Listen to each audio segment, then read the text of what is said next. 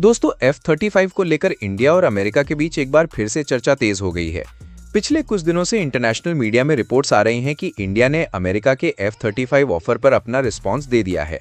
लेकिन कहानी सिर्फ फाइटर जेट खरीदने या ना खरीदने की नहीं है। असली मुद्दा है इंडिया की दो बड़ी कंडीशंस जिन पर फ्यूचर डिसीजन डिपेंड कर सकता है। चलिए पूरा मामला सिंपल इंग्लिश में समझते हैं। इस स्टोरी की शुरुआत तब हुई थी जब prime minister Narendra Modi Donald Trump के यूएस प्रेसिडेंट बनने के कुछ ही समय बाद अमेरिका के दौरे पर गए थे। उसी दौरान डोनाल्ड ट्रंप ने पब्लिक प्लेटफॉर्म पर इंडिया को F-35 स्टेल्थ फाइटर ऑफर करने की बात कही थी। उस वक्त ये एक वर्बल प्रपोजल था, यानी कोई ऑफिशियल रिटन ऑफर सामने नहीं आया था। बाद में रिपोर्ट्स के मुताबिक अमेरिका ने इंडिया को फॉर्मल लेवल पर भी F-35 सेल को लेकर इंटरेस्ट दिखाया। अब लेटेस्ट रिपोर्ट्स का क्लेम है कि इंडिया ने भी अपनी तरफ से कुछ कंडीशंस के साथ रिस्पॉन्स दिया है। हालांकि इस पूरे मामले पर दोनों गवर्नमेंट्स की तरफ से फाइनल ऑफिशियल कॉन्फर्मेशन का इंतजार है। सबसे पहली कंडीशन जुड़ी हुई है प्राइस और ऑपरेटिंग कॉस्ट से। F-35 दुनिया के सबसे एडवांस फाइटर एयरक्राफ्ट्स में से एक माना जाता है, लेकिन उसकी मेंटेनेंस और फ्लाइंग कॉस्ट भी काफी ज्यादा बताई जाती है। इंडिया चाहता है कि अगर फ्यूचर में ये एयरक्राफ्ट खरीदा जाता है तो उसकी एक्विजिशन कॉस्ट के साथ साथ ऑपरेटिंग एक्सपेंसेस भी प्रैक्टिकल लेवल पर हों। डिफेंस एक्सपर्ट्स का मानना है कि किसी भी फाइटर एयरक्राफ्ट की सिर्फ परचेज प्राइस ही इंपॉर्टेंट नहीं होती, उसको सालों तक मेंटेन करना, spare parts, software support, upgrades और लॉजिस्टिक्स भी उतने ही बड़े फैक्टर्स होते हैं।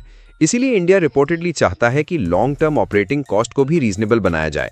लेकिन असली चैलेंज दूसरी कंडीशन को माना जा रहा है, और वो है टेक्नोलॉजी ट्रांसफर और सॉवरेन कंट्रोल।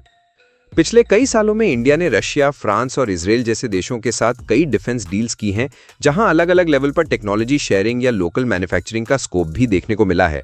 इसी वजह से इंडिया की स्ट्रैटेजी सिर्फ इंपोर्टेड वेपन खरीदने की नहीं, बल्कि फ्यूचर के लिए टेक्नोलॉजी गेन करने की भी रही है। इसी कॉन्टेक्स्ट में रिपोर्ट्स का कहना है कि इंडिया F-35 डील में भी किसी न किसी फॉर्म में टेक्नोलॉजी एक्सेस या ऑपरेशनल ऑटोनॉमी चाहता है। सॉवरेन कंट्रोल का सिंपल मतलब ये है कि एयरक्राफ्ट का ऑपरेशन, मेंटेनेंस और डिप्लॉयमेंट इंडिया अपनी स्ट्रेटेजिक रिक्वायरमेंट्स के हिसाब से कर सके। किसी भी इमरजेंसी या मिलिट्री सिचुएशन में एयरक्राफ्ट के यूज के लिए किसी एक्सटर्नल अप्रूवल पर डिपेंडेंसी ना हो। डिफेंस प्रोक्योरमेंट के पर्सपेक्टिव से देखा जाए तो ये एक बहुत इंपॉर्टेंट पॉइंट माना जाता है। इसी वजह से टेक्नोलॉजी ट्रांसफर और सॉवरेन कंट्रोल को लेकर डिस्कशंस काफी सेंसिटिव हो सकती हैं। अब सवाल उठता है कि क्या अमेरिका इन कंडीशंस को एक्सेप्ट करेगा? इसका जवाब फिलहाल किसी के पास नहीं है। आने वाले हफ्तों या महीनों में अगर दोनों देशों के बीच नेगोशिएशंस आगे बढ़ती हैं, तब इस पर ज्यादा क्लैरिटी मिल सकती है। एक और इंटरेस्टिंग बात यह है कि अमेरिका अब कुछ उन कंट्रीज के साथ भी डिफेंस कोऑपरेशन को दोबारा एवेल्युएट कर रहा है, जिनके साथ पहले रेस्ट्रिक्शंस या डिसएग्रीमेंट्स रहे थे।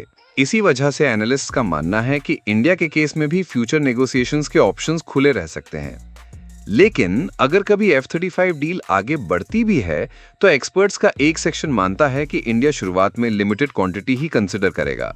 इसके पीछे ऑपरेशनल इवैल्यूएशन, बजट प्लानिंग और लॉन्ग टर्म इंडिजिनस प्रोजेक्ट्स जैसे AMCA को बैलेंस करना भी एक बड़ा रीजन हो सकता है। फिलहाल इतना जरूर कहा जा सकता है कि F-35 को लेकर डिस्कशंस खत्म नहीं हुई हैं।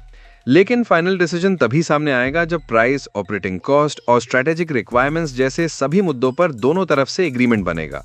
आपको क्या लगता है, क्या इंडिया को F-35 को अपनी एयरफोर्स का हिस्सा बनाना चाहिए या फिर इंडिजिनस AMCA प्रोजेक्ट पर ही पूरा फोकस रखना चाहिए?